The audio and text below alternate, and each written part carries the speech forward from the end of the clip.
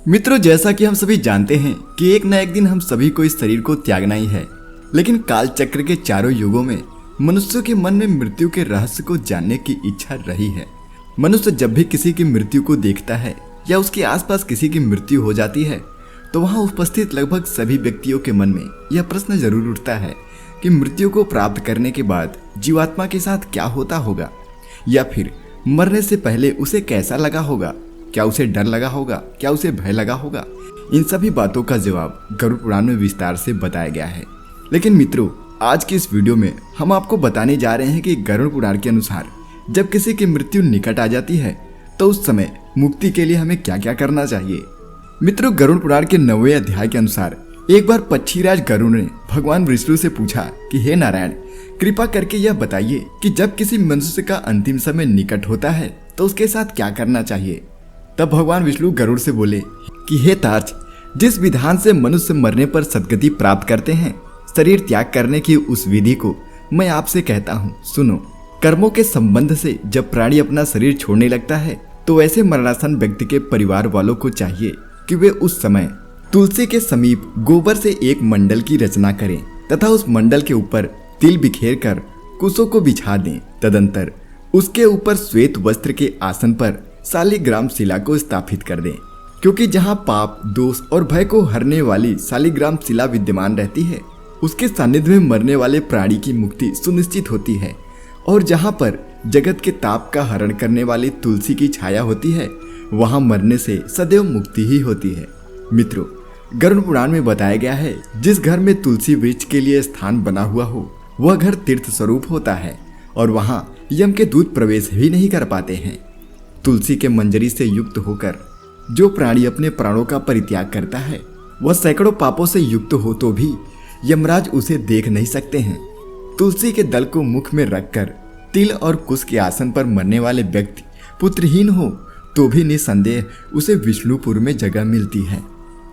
इसके अलावा कुश, अग्नि, मंत्र, तुलसी, ब्राह्मण और गौ ये बार बार उपयोग किए जाने पर भी अपवित्र नहीं होते हैं, जबकि पिंडदान में उपयोग किए गए कुश, प्रेत के निमित्त भोजन करने वाले ब्राह्मण, नीच के मुख से उच्चारित मंत्र, नीच संबंधी गाय और तुलसी तथा चिता की आग ये सभी अपवित्र होते हैं।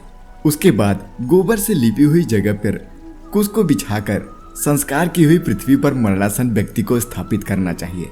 मरणासन व्यक्ति को चौकी पर नहीं रखना चाहिए, क्योंकि मेरे सहित ब्रह्मा, रुद्र, अग्नि तथा अन्य सभी देवता उस मंडल पर विराजमान रहते हैं। इसलिए मंडल की रचना करनी चाहिए। जो भूमि लेप रहित होती है अर्थात मलमूत्र आदि से रहित होती है वह सर्वत्र पवित्र होती है, किंतु जो भूमि मल मूत्र आदि से दूषित है वहां पुनः लीपने पर उसकी शुद्धि हो जाती है।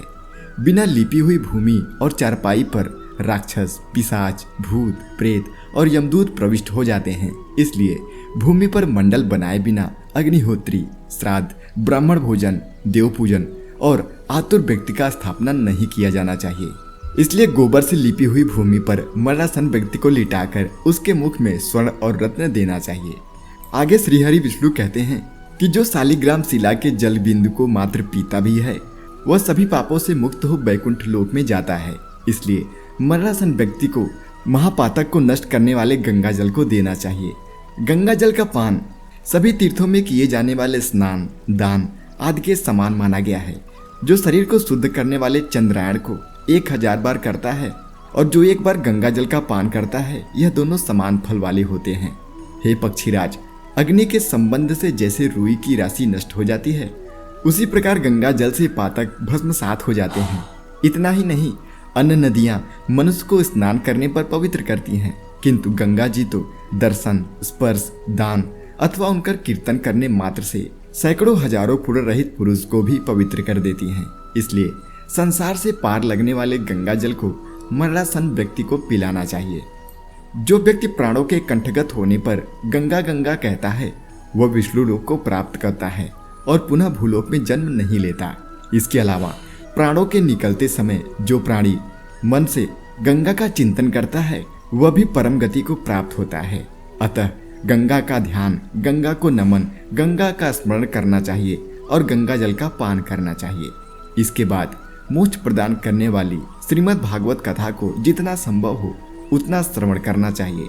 जो व्यक्ति अंत समय में श्रीमद् भागवत की एक श्लोक, आधे श्लोक या एक पद का भी श्रवण या पाठ करता है, वह ब्रह्मलोक को प्राप्त होकर पुनः संसार में कभी नहीं आता।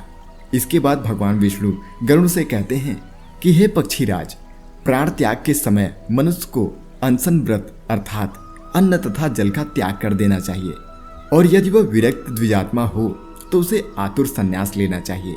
प्राणों के कंठ में आने पर जो प्राणी मैंने संन्यास ले लिया ऐसा कहता है, वह मरने पर विष्णु लोक को प्राप्त होता है, पुनः पृथ्वी लोक पर उसका जन्म नहीं होता। इस प्रकार हे खग, जिस धार्मिक पुरुष के द्वारा अतुल्य कार्य संपादित किए जाते हैं उसके प्राण ऊपर के क्षेत्रों से सुखपूर्वक निकलते हैं। मुख, दोनों नेत्र, दोनों नासिका, दोनों कान, ये 7 ऊपर के द्वार हैं। इनमें से किसी द्वार से पुण्यात्मा के प्राण निकलते हैं तथा योगियों के प्राण तालुरंध्र से निकलते हैं। अपान से मिला हुआ प्राण जब पृथक हो जाता है तब प्राण वायु सूक्ष्म होकर शरीर से निकल जाती है। प्राण वायु रूपी ईश्वर के निकल जाने पर काल से आहत शरीर निराधार वृक्ष की भांति गिर पड़ता है। प्राण से मुक्त होने के बाद शरीर तुरंत चेष्टा शून्य, घृणित, दुर्गंध, अप्रिय और सभी के लिए निंदनीय हो जाता है। इस शरीर की कीड़ा, विष्ठा तथा भस्म, ये 3 अवस्थाएं होती हैं। इनमें कीड़े पड़ते हैं या विष्ठा के समान दुर्गंध युक्त हो जाता है और अंत में चिता में भस्म हो जाता है। इसलिए क्षण भर मात्र में नष्ट हो जाने वाले इस देह के लिए मनुष्य को गर्व नहीं करना चाहिए। पंचभूतों से निर्मित शरीर का पृथ्वी तत्व पृथ्वी में विलीन हो जाता है, जल तत्व जल में, तेज तत्व तेज में, वायु तत्व वायु में मिल जाता है और इस प्रकार आकाश तत्व भी आकाश में लीन हो जाता है।